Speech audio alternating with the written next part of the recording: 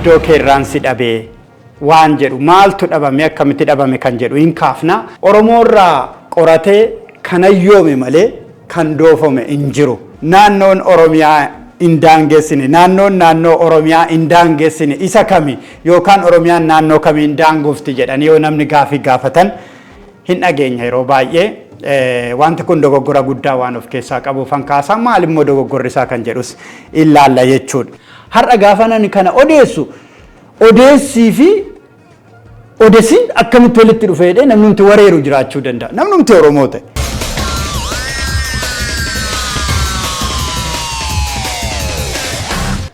Ashama akkam jirtu daawwattoota keenya daawwattoota YouTube margaan gaasuu har'a dhimmoota gurguddoo sadii irratti waa jechuudhaaf jira. Dhimmoota gurguddoon har'a qabadhe keessaa inni jalqabaa waan galmee seenaarraa tuqnu akkasumas immoo jiruuf jireenya hawaasaa keessatti waan argine bakka ittiin kennine garummaa waan bakka argachuu qabu waan irra darbine namni biraas irra darbee irraan gama ilaalu keessaa waan kaafnu qabna. Inni jalqabaa iddoo keerraansi dhabe waan jedhu irraa kaaname iddoo keerraansi dhabe waan jedhu maaltu dhabame akkamitti dhabame kan jedhu hin kaafna.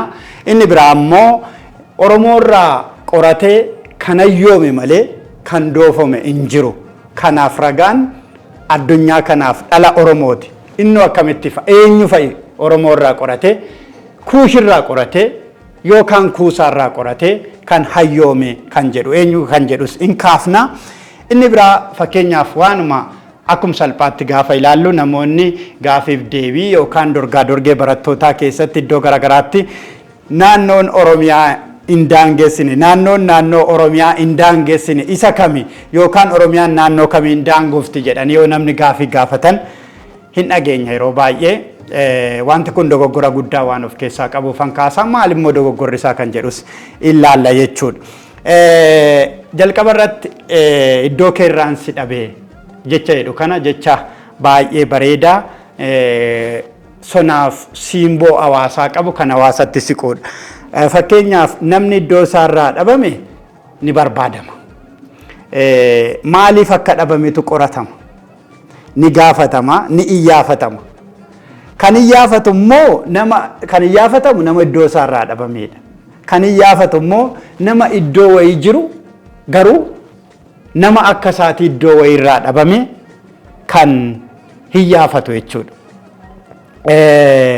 Fakkeenyaaf waa'ee keenya yeroo baay'ee namatti himuudhaaf, nama barsiisuudhaaf, nama hubachiisuudhaaf hamma dhamaanu ofii keenyaa waa'ee keenya beekuudhaaf hamma dhamaanu yoo ilaalle madaalliin isaa wal qixa miti jechuudha. Fakkeenyaaf dura waa'ee keenya nutumtuu beeknaayi. Namni tokko waa'ee namaa kan dubbachuu danda'u ofii isaatii waa'ee isaa beekaayi. Namni waa'ee isaa hin beekne immoo ofiifuu hin beekne immoo nama biraatti akkamitti himuu danda'a. Fakkeenyaaf ogummaa nan baradhe keessatti dhaadannoon yookaan jechi bu'uuraa utubaan inni jalqabaa waan ofii keetii hin beekne namatti himi waan jedhu wayiiti. Waan ofii keetii hin beekne namatti himiin waan beektu qofa haasofta jechuudha. Yoo hin beekne immoo waan sana hin qorattaa, hin dhaggeeffattaa, hin dubbistaa irra qaqqabda jechuudha. Kanaaf mee iddoo keerraansi dhabe jecha jedhu kana akkamittiin ibsina? Fakkeenyaaf amma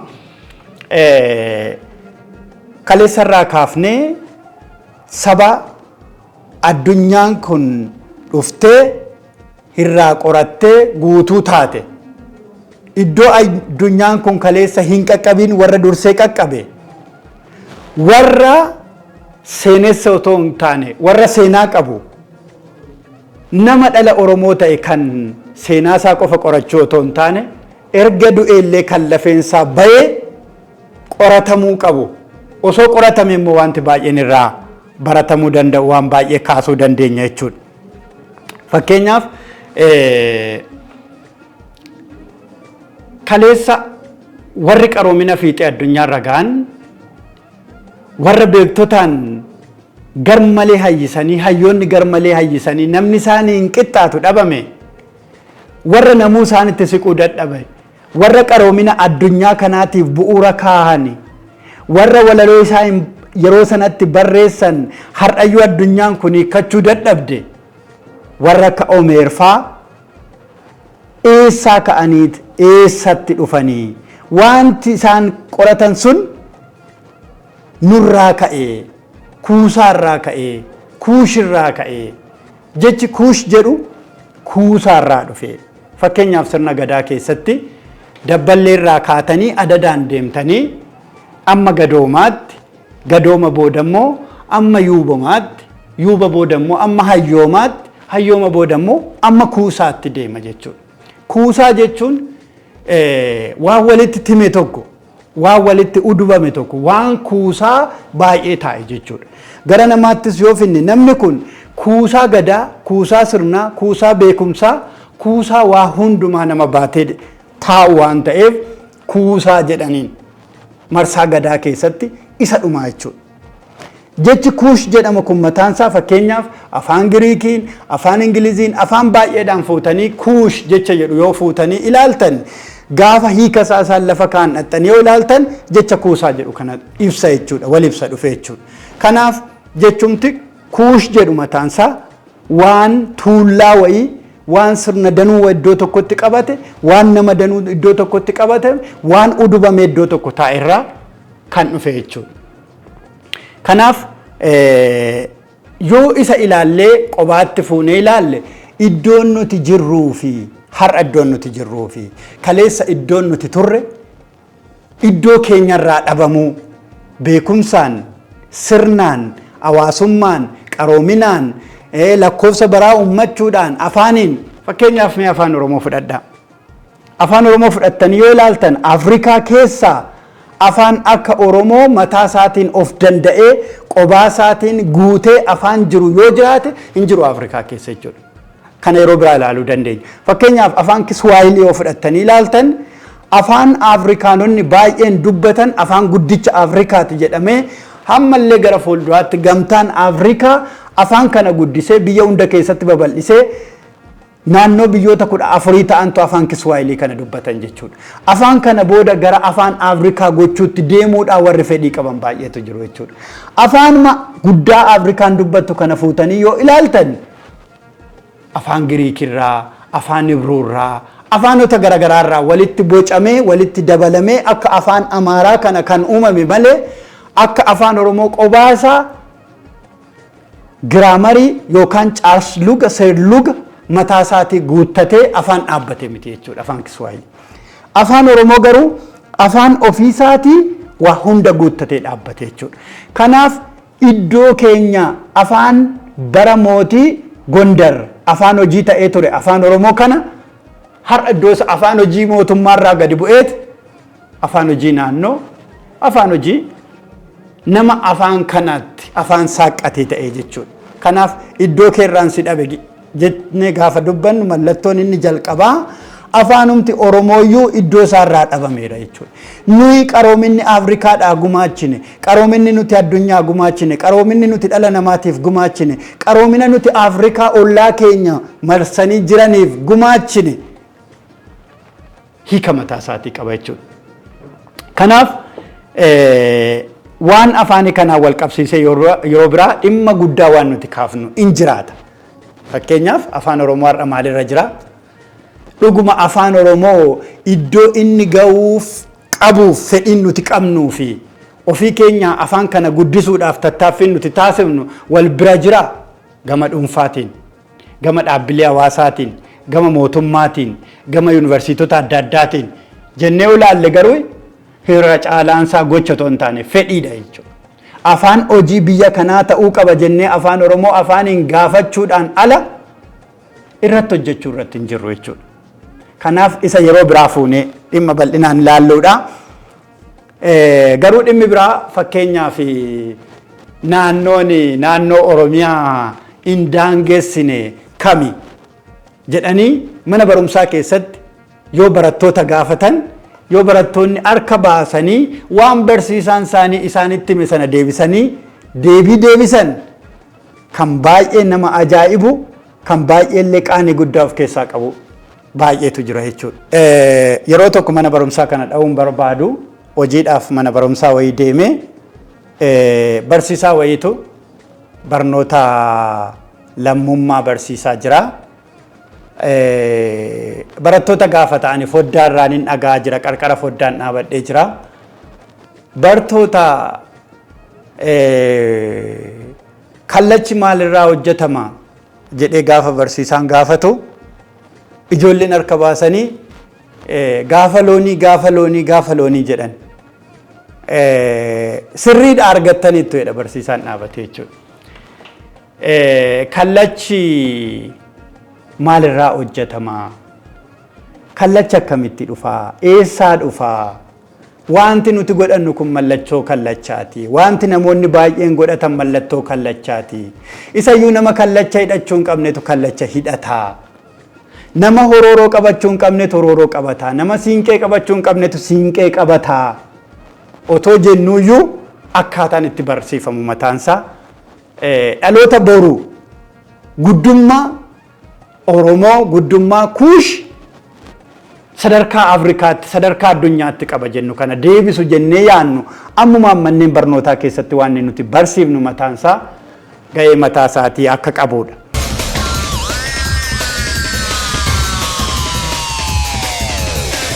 Nama hin beekne yookaan immoo warra dhugaa haqanqaaluudhaan soba barreessuudhaan nurra ce'ee gama laalu seenaa guddaa uummanni kun qabu osoo arguu ija qabate yoo ta'e malee namni Oromoo irraa qoratee hin hayyifne hin jiru jechuudha. Fakkeenya maalii fudhanna? Eenyu lafa keenya? Eenyutu Oromoo irraa qoratee hayyise? Ollaa fi dugdaan lafaa ka'an jedhan. Mee mana keenyaa ka'an. Dhala Oromoo keessaa eenyutu Oromoo irraa qoratee hayyise? Inni jalqaba. Fakkeenyaaf warra heera Oromduroo tuman, warra yayyaboota shanneen tuman, fakkeenyaaf kan akka Boruu Biloofaa, kan akka Galleyaannoofaa, kan akka Maannee Leeqaa Jaarsoofaa, kan akka Gooloo Gobbuufaa, kan akka Baabboo Gaalessaa fa'aa fudhannee yoo ilaalle warra seerota heerota shanan Oromoo tuman warra Oromoo irraa qoratanii hayyisan jechuudha. Warra addunyaan bakka hin kennineef, warra nutis bakka hin kennineef, warra addunyaan isa isaan qoratan jalaa butatee jalaa hatee ittiin mataa ol qabatee nuyi mataan gadi jedhe jechuudha. Kuni seenaadha. Mee warra akka Cangaree Korbee fa'aa ilaallu. Yeroo baay'ee maal dhageenya seerri Cangaree Korbee hin dabus hin cabus jedhan keessattuu giddugala tuulamaa kanatti seerri kun baay'ee nama seera gadaa haaromse, nama gadaa yayyabe, nama gadaa tume jechuudha. Ce'aa makkoo biliis fudhadhaa. Nama seerota 65 tume jechuudha. Namoonni akkanaa otoo addunyaa kanarratti Ameerikaatti dhalatanii, osoo Giriikitti dhalatanii, osoo Ingilaanditti dhalatanii isaan maqaa isaaniitiin biyyi moggaate jechuudha. Maqaa isaaniitiin seerri baate jechuudha. Kanaaf dhala Oromoo warruma har'a teenyee ilaallu fakkeenyaaf dhaloota keenya warra itti qaqqabne warra beekaan meeqa ayyuun meeqa dadhabee isaan biraa hafe warra fiixee beekumsaarra ga'an looreetii addunyaa kan akka Tsaggaayee Gabramadiin fa'aa kaasuu dandeenya jechuudha. Tsaggaayee Gabramadiin kan hayyise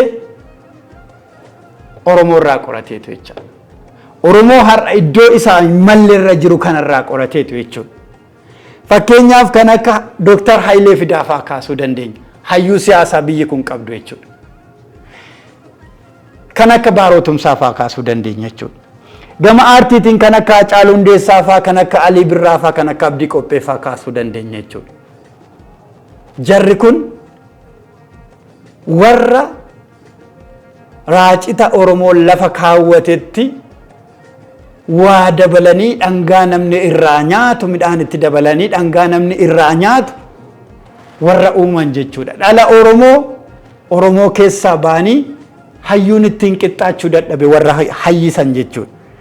Kanaaf iddoo kee irraan si dhabe, iddoo kee hin jirtu jedhee kana ni kaasuuf jechuudha.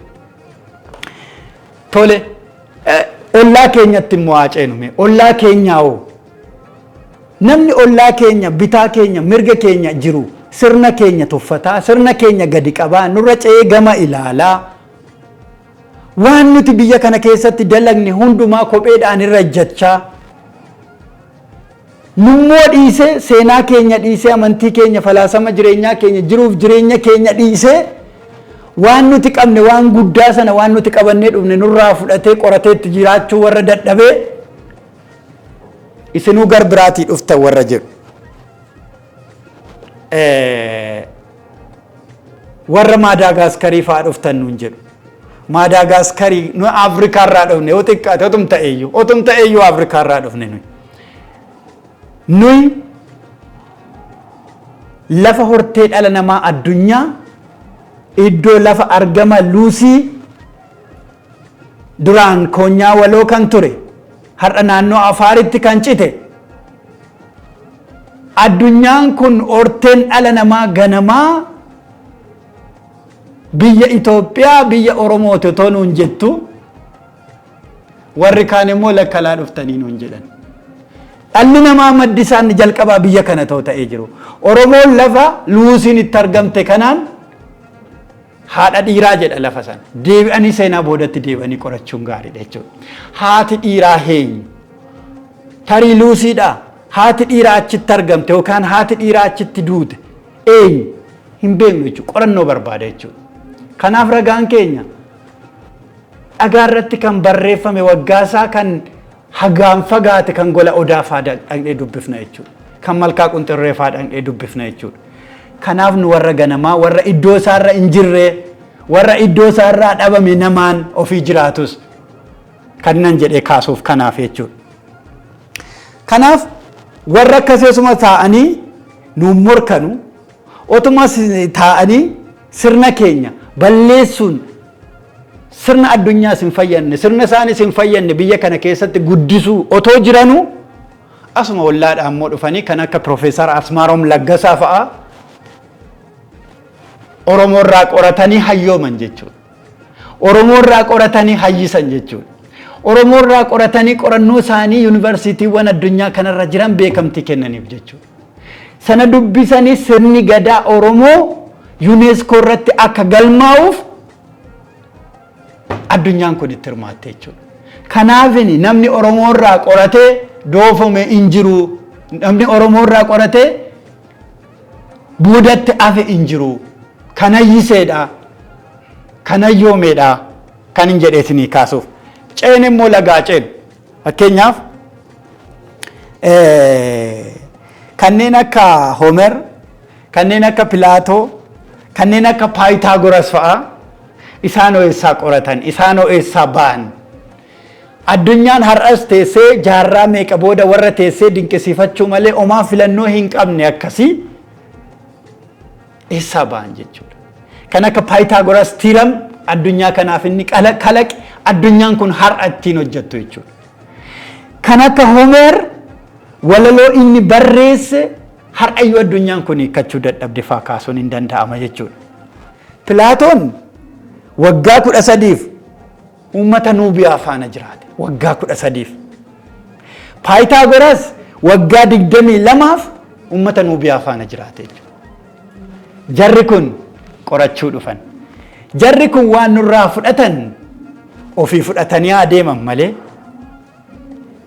nurraa qoratanii jechuudha. Nurraa qorachuu isaanii qofa otoo hin taane ragaan isaanii hoo maali? Fakkeenyaaf amma Homer walaloonsa addunyaa kanarratti beekamu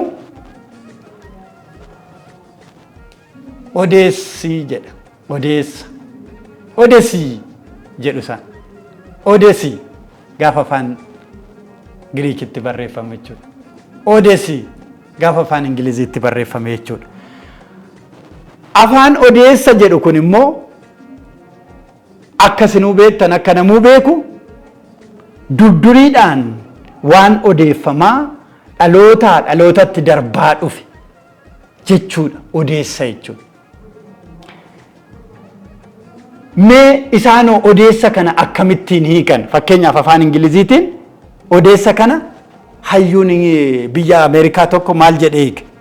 A long wandering or voyage usually marked by many changes of fortune. His odyssey from ruler to urban, north from poverty Atlas from Afro-American folk culture and erotic world of books jedheet Wanderman namni jedhamu hiike jechuudha. Afaan Giriikiin immoo odeessi nuti jennu kun kan odeessi jedhanii isaan waaman kunoo maal jedha hiikni sirriin isaa afaan Giriikiin jettanii yoo ilaaltan a long eventful journey kana jechuun odeessa jechuudha. The act of traveling from one place to another. Isaan akkasittiin afaan Giriikitti kan lafa kaa'an jechuudha. Afaan Ingiliishiitiinis kan lafa kaa'an jechuudha. Har'a gaafa nani kana odeessu odeessii fi odeessiin akkamitti walitti dhufeedhe namnumti wareeru jiraachuu danda'a. Namnumti Oromoo ta'e, namnumti aantee isaarraa, namnumti akaakuu abaabuu isaarraa qoratamee dhufe deebi'ee waan isaa shakka jechuudha. Wanti kun durduriidha. Wanti kun durduriirraa dhufe jedhanii deebi'anii haadhaaf abbaa ofii namoonni shakkan jiran jechuudha.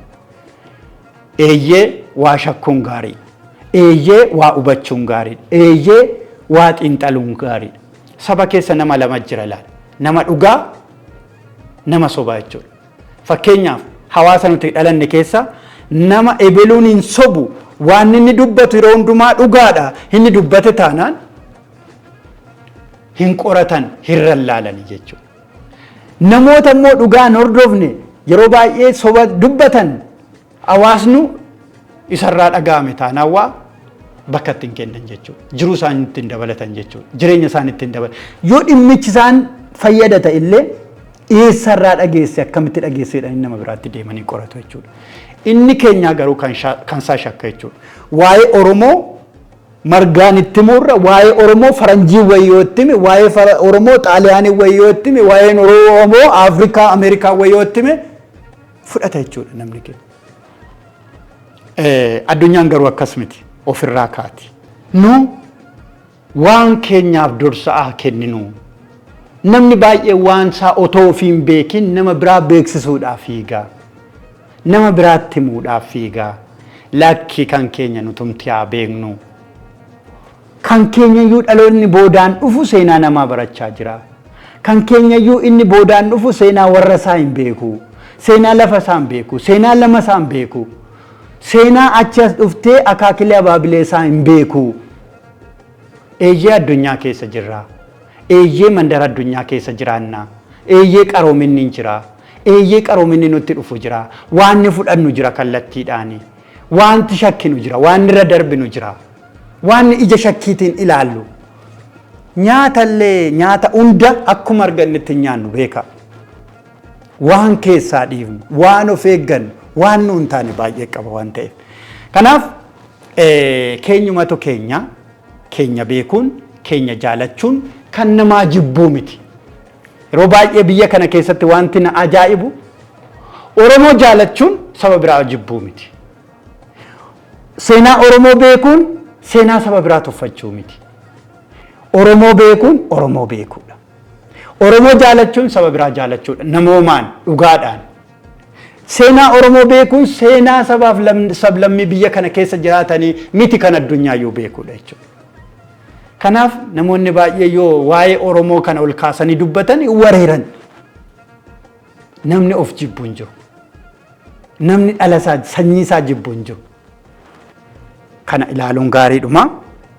Dhuma irratti meejarreen qoratan kun fakkeenyaaf Homeeris haa ta'u, Paataagoras haa ta'u, Pilaatos haa ta'u kan isaan qoratan fakkeenyaaf amma Kuushonni mootiin Kuush mootiin Nuubiyaa inni jalqabaa eenyu maqaan isaa hojjettanii ilaaltan Minaasi. Kana abbaan feetan dubbiftanii abbaan feetan argachuu dandeessan jechuudha. Dhalli Oromoo har'a Minaas baafata. Fakkeenyaaf Hatsee Minaas biyya Itoophiyaa keessatti mootota kaabaa kana keessatti nama beekamaadha. Haati Hatsee Minaas Leellee Jaarraa jedhamti. Leellee Jaarraatu Minaas baaseef maaliif maqaan Ijipti achi fara'oonotatti bahe asitti ba'a? Fakkeenyaaf amma Yuuyyaa beektanii Yuuyyee beektanii Isa booda immoo Miinaas booda biyya kana kan bulche dubartii Yuuyyaa jedhamtuudha. Fakkeenyaaf naannoo nan dhaladhetti wallee keessatti maal jedhan seetan? Manati jaarratte beekaa fuullee gabaa sanbataati. Namati jaalattes beekaa yuuyyee garaan qarbataati jedhan. Yuuyyee jechuun nama dubartii gara guddeettii wayii akkas hiikti afaan Oromoonni qabu jechuudha. Maqaan sun maaf achitti ba'a? Maqaan kun maaf asitti ba'a? Dhaloonni kun akkamitti wal qabatee deema? Akkamitti wal qabatee dhufe? Kun hundi gaafii mataa isaatii kaasa jechuudha. Kanaaf amma dhimma gurguddaa sadiin kaase irraa tokko iddoo keenya hin jirru. Iddoo keenya gaafa jirru hin jirru gaafa hin jedhu namni baay'een siyaasa qofaa wal bira qabatee ni ilaala. Eeyyee siyaasaanis iddoo keenya hin jiru. Dinagdeen iddoo keenya hin jiru. Qaroominaan iddoo keenya hin jiru. Falaasama jireenyaan iddoo keenya hin jiru. Amantaa dhugaatiin iddoo keenya hin jiru. Amantii dhugaatiinis iddoo keenya hin jiru. Kanaaf iddoo keenya irra hin jiru. Namni iddoo isaa irra hin jirre immoo iddoo isaatti deebi'uu qaba. Iddoo isaatti deebisuuf immoo gaheen kan keenya kan dhalootaati jechuudha. Kan koo kan keessan. Kanaaf hin kaase. Inni lammataa namni Oromoo irraa qoratee hayyoome malee doofome hin jiru. Kanaaf ragaa qabnaa, ragaa kaayee ammasaa qorannu waa'ee saba keenyaa, ammasaa qorannu waa'ee Oromoo. Hin qoratamne haa qorannu. Kan nan jedhee irra deebi'ee dubbadheef kanaaf inni xumuraa immoo fakkeenyaaf waan ijoollee barsiifnu immoo waan barsiifnu irratti immoo of eeggannoo